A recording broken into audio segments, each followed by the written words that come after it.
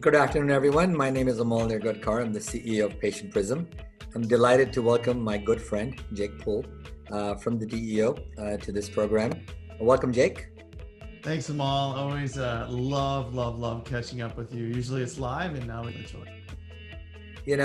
As you guys know, many of you in the DSO industry know Jake really well. He is the CEO of the Dentist Entrepreneur Organization, and it's a fabulous organization. I'm going to let Jake talk about it. But Jake's really passionate about establishing and helping groups thrive, right? In DSO settings, whether you're one location going to 10, 10 going to 50, 50 going to 100. Jake's organization really helps, and he's super passionate about executive leadership, culture, operations, systems, recruiting, retention, and financial structure. So anything you would need to kind of help build your dental organization, Jake's the man for you. So Jake, without further ado, I'm gonna have you explain to our audience what is the DEO and what do you do there, and what do you do to help dental practices help them, kind of achieve their dreams. Yeah, Amol, thank you. And it's just so much fun we do I mean, literally a couple times a week. I just think how lucky we are to be in this industry and working with because it's an amazing group of people that kind of lead this. So yeah, that and is really helping dentist entrepreneurs, realize and find clarity around their vision and fulfill that vision. For me, I'm very, very passionate about entrepreneurship. And when you set a vision that's kind of further out than you are right now as a person and as a business, what does that require you to do? It requires you to grow and become better. So we found that there's 3 ways to do that. And a lot of things we do are revolve around training and peer learning. Those 3 things are yourself, grow yourself from all you've experienced as a seasoned entrepreneur, leveling yourself up, leveling your team up, and then leveling your business up. That's through top line operations and finance. So the trainings around really what the secret sauce is, Amol, and what I come to find is the most effective thing that we can do as entrepreneurs is surround ourselves with amazing people. And so we train, but we do it through this peer learning lens that we think is much more effective than normal training. Well, we've seen that happen, right? We learn a lot better from our peers. Parents, like the parent analogy, parent can tell their children whatever they want to learn, but when they hear it from their friends and their coworkers, we are more likely to learn better and retain it and actually implement it. So it's a fantastic organization. I've been part of it as part of Patient Prism, and it's taught me a lot. So I appreciate the work that you guys do. Quick question. I mean, we're obviously going through this pandemic and none of us planned for it. What are some of the challenges that you're seeing? You guys have such a big group of DSO clients and group practices. What are the challenges that the emerging DSOs right now or the smaller groups are facing during this time period? Well, I mean, it's obviously the question that's on my mind, and we work with over 200, emerging groups that can find anyone from that first location, getting, aspiring to that second location, up to even 30 and 40 locations. Our largest members, are approaching that 40 or $50 million mark as far as revenue. There's a lot of challenges, Amol, but it's fun. Look at it. It's always been challenging to run a group of dental practices. Currently, as of today, the biggest challenge is all around team, hiring, recruiting, retaining good team members. We happen to be, in the roulette of COVID. We happen to be in an industry that is more affected, I'd say, by dealing with retail consumers and patients. Any business that's dealing with the public every day is gonna struggle with teams. So that's the biggest challenge. I will say, and I'm sure we'll get into opportunities, but I'm a firm believer, and it's like the universe. It's like there's a cause and effect. For every action, there's an equal action. So anytime there's a challenge, there in my mind, there's always an equal and opposite opportunity. But yeah, definitely around team wall, people, around keeping the culture of your business, all of that is definitely a challenge right now. And what do you see? We see some of the greatest innovation happen in small businesses in America, right? And what are some of the creative things that you're seeing groups do to overcome this challenge of, hiring, recruiting, retaining, inspiring their teams? Oh, everything. I mean, from kind of a financial aspect of learning how to run a dental practice more economically and more efficiently, you can maybe offer folks more benefits or more things that they need to make it more of an environment. A lot of groups are really trying to communicate. Funny, Amal, I think you still do this, or used to have those shirts that say "People First" or "People over profits," and there's never been a time that's been more true. In fact, I talked to Dr. Samson Liu, who's a faculty member, and he was able to grow 20% in the past during COVID, and he said he double and triple down on his team, treating his team right, making sure that they were supported, inspiring them, motivating, all these things. So that's what's happening innovatively, is turning up massive team communication and realizing that your leadership team and your front to be the ones that are going to take you through this. So that's just on the team side. There's other information going on I mean, everywhere. communication has been the mantra that I hear across when the pandemic started, is that communicate more, communicate often, communicate, and the more the better, with each other, with your team members, with your patients. And that seems to be the ultimate hack that has worked well. The DSOs, the organizations that have communicated well, have really retained that team culture and really gotten themselves in a much better spot than they even were last year at this time. Yeah, Um, well, I mean, when you think about communication in this environment, though, Mal, it gets really interesting. And what you and I can relate, because now we have folks with multiple offices, oftentimes don't have time or they can't go to those offices. We have some members that have offices, so they're running a lot of meetings virtually. And so now you have the technology aspect that's kind of infiltrated, which hasn't been a huge aspect of running a dental team just yet. So we're finding, I field in calls all the time. I'm all just set up a virtual recording environment. In fact, we're doing some training with dealers on when to have. I mean, as a CEO and you got 30, 40, 50, 100, 200 employees, kind of need to be presenting yourself online well these days. So, right. so communicating with a team in this environment has a whole new meaning. What do you think some of the things that have changed because of COVID in a dental office or a dental organization? And do you think that those changes will have a long-term impact as well? Anything that you see that has like fundamentally changed?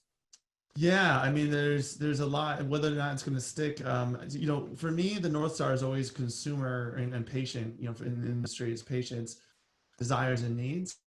So it's like look around in what's going on as far as customer service and convenience and accessibility in all of our other worlds, right? I mean, we're getting our groceries delivered to our door. We got the access to any movie we want at our fingertips. So, consumers as a whole are requiring more and wanting more. And I was talking and recently we talked about how dentistry avoid a lot of that because people need to go to the dentist, right?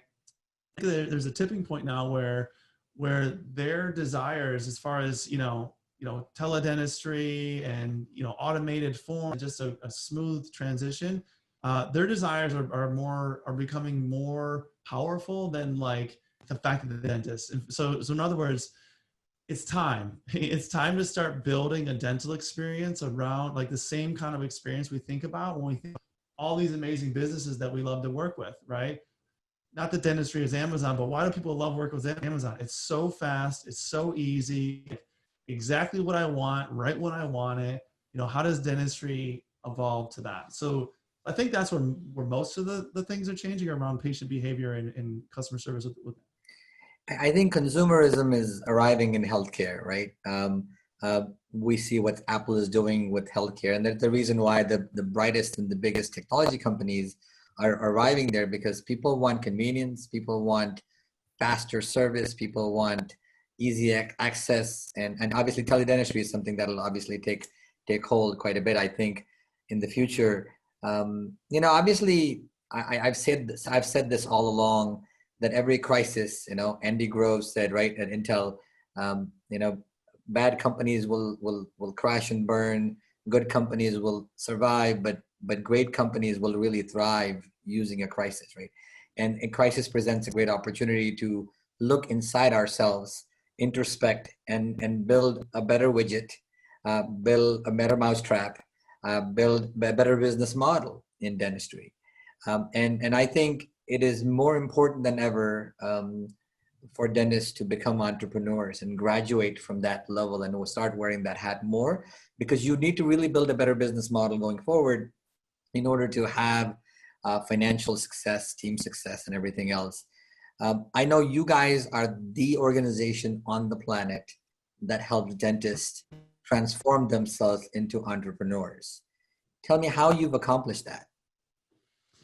Yeah, well, for one, you have dentists out there who are entrepreneurs but don't know it. And we kind of look at things in three ways. We look at from clinical to entrepreneur to executive. Because like you're an entrepreneur in a business, you look around, all of a sudden you have executives that you're working with, and now you need to become an executive.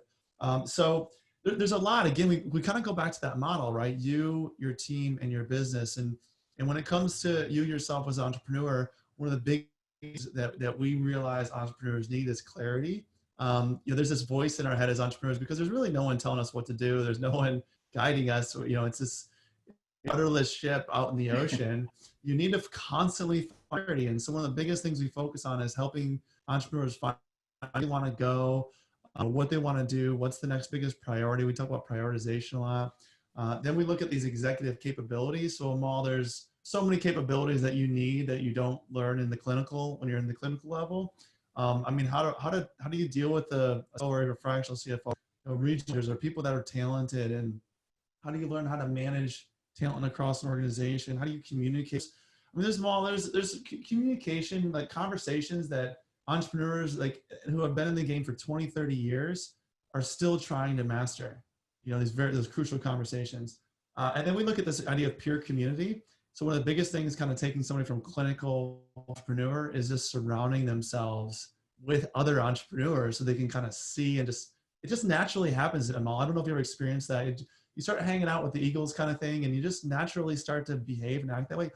You can read all these books, but it's like for me, if I go and hang out with somebody who has the skill that I'm looking for, kind of thinks the way I'm trying to think, I just start to gravitate that way. The books, you know what I mean? It's just, it works so much more than books and training. So that's some of the ways is clarity, executive capabilities, and then the peer community. What I've seen every time I've attended a DEO event, not this year, obviously because of the pandemic, but every time I've seen every single person attends a DEO event, they're at this level, right?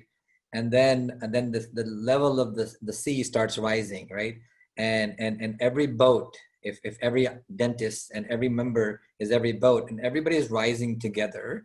And it's such a phenomenal experience. By the time you get out of there, you have risen like 5 feet. Some people have risen 10 feet. Wherever you are, you're going to rise up from there because you're going to find that peer community, leadership lessons, anything that your gaps are, the gaps in your boat, if there are any, you're going to fill those gaps and your boat's going to start rising and rising. And so you come out of these events, your masterminds, and I have faced that myself. I'm not a dentist, but as an organization, I've taken some of those lessons that you guys have taught through the peer community, and I've elevated myself into things that now my mindset has changed. And I think that's where the testament to you guys is that you guys are the ocean that makes all ships rise together collectively.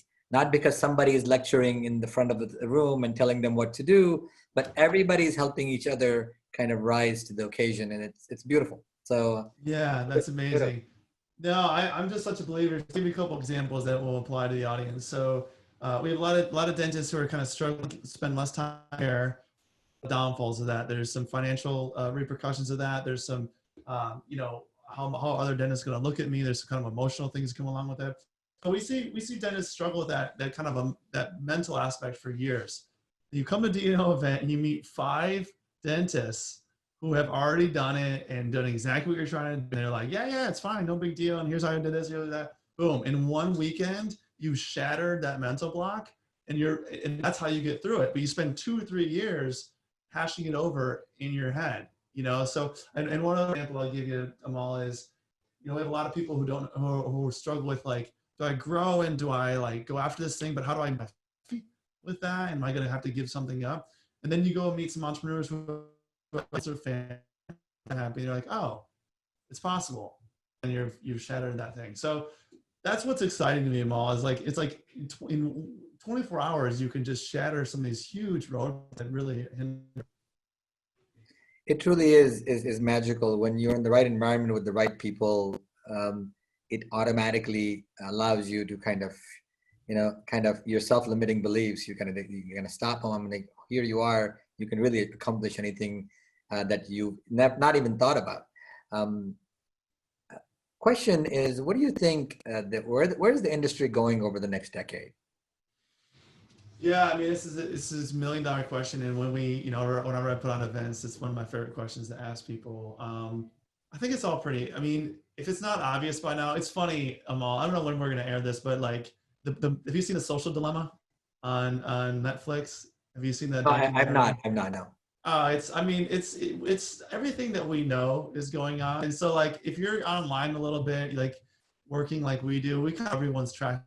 I mean, so the moral of the story was there's like, yeah, I think we all knew that. And if you didn't know Facebook and stuff, then, we got to get you up to speed. I think we all know where this is going. I think consolidation is very much going to increase. And I'd say two things, consolidation and technology. So consolidation is going to increase. It's, everyone's saying it, it's kind of cliche. It's, when it's just very clear. And then, with technology, I don't think in healthcare in general, we're right in the cusp. Industries are right in the cusp. You guys are on the forefront.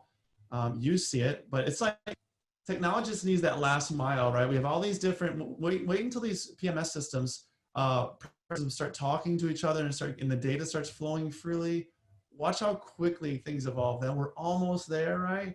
So next 10 years, technology is going to finally hit that turning point, and we're really going to start accelerating. Which you all people are way ahead of this.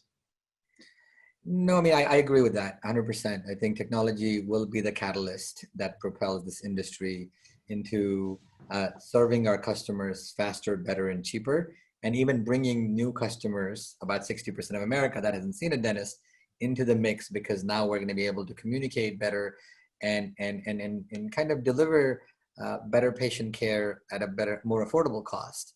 And I'm excited about that. I really am excited about this industry over the next decade. What do you think dental practices, if there's a last question I can ask you, that they should do right now to grow and scale to best position themselves for future success? What are some of the tips that you think are that they can adopt right away? Yeah, well, I mean, okay, I'll give this just some tips, but like the biggest one is to start surrounding yourself with kind of abundantly minded, entrepreneurial thinking people. Not to toot our own horn, but like the DEO and anyone in this kind of space, these are growth minded people, right? We're all growth minded, and really the best thing you can do is surround yourself with those people, because I can tell you within the DEO and just all the communities and places we hang out, we're talking about opportunities right now. We're talking about, like, there's a lot of people still having their best months ever, planning for 2021, have big plans. So hanging out with the right people and putting yourself in the right environments, number one. Tactically, I would say, I mean, the most helpful thing I would say is start to systematize your hiring and start to get ahead of your hiring planning. There's like hiring, and then there's hiring the way big companies do it. The way bigger companies do it is it's extremely systematized. It's not left to chance. It's planned out. It's budgeted. Every step of from the day we decide we need somebody to the day that they're a contributing member of our team, that's going to be about 5 to 8 month process. Everything is checkpointed out. It's also so I would look at getting that very, very systematized, because come 2021, you're gonna have to be able to hire people and train people very, very quickly. I think that's such a powerful message that sometimes emerging groups don't realize, because it's like, oh my God, this is immediate hit on my EBITDA, and it's not really adding any revenue to me right away that I can see. So I am very reluctant to spend money without actually seeing the immediate benefit of investing in my organization to systematize hiring or systematize processes and protocols. That's right. In fact, Samson Liu was saying, when he went from 0 to 27, Dr. Liu, 0 to 27 locations in 1 year. And we talked about systems yesterday, and he said he had a philosophy that was, one system at a time. So he would have his whole company focus on one system. They've built it out very, very clearly. And I guess my suggestion or encouragement is to focus on your hiring systems over the next 6 months, because come next year, not much is going to change on the hiring aspect, right? As difficult as it is now, it's going to be that difficult next year. So we need to build those systems now so that come June 2021, we're like hiring and training and have that, on point. I love this. I think, and that's the reason I've wanted you here to do these webinars with us, because the ideas that you present here are not just simply your ideas or not the stuff that you've read from books. It's the collective ideas of an entire mastermind of the most amazing dental entrepreneurs on the planet sitting together and doing this. So, I mean, sometimes, people are like, oh my God, Jake, you're amazing. And you are amazing, by the way. But what makes Jake amazing is the umbrella of the DEO that just like, it really is a think tank for the best ideas in dentistry to help you, establish, grow, scale your organizations in the fastest possible way. And I've had so much benefit from this organization myself. And I see dental practices flourish, even within 6 months of joining you, 3 months of joining you guys. So thank you so much for spending this time with me. And I am looking forward to doing so many more of these with you, so that we can really provide this amazing education to our industry that we love and cherish, and keep saying that this is we're proud of this. We're proud of dentistry. We're proud to be part of it. And we're going to see this industry grow and flourish over the next several decades. Thank you, Amol, and thank you for the work you do as well. I know you're probably one of the most relentless, hardest working content producers in the industry. And yes, somebody who produces content myself, I got a lot of respect for that. And you make it hard to keep up. So you set a good standard for us to try to hit. So thank you for everything you put out to everyone. Thank you, Jake.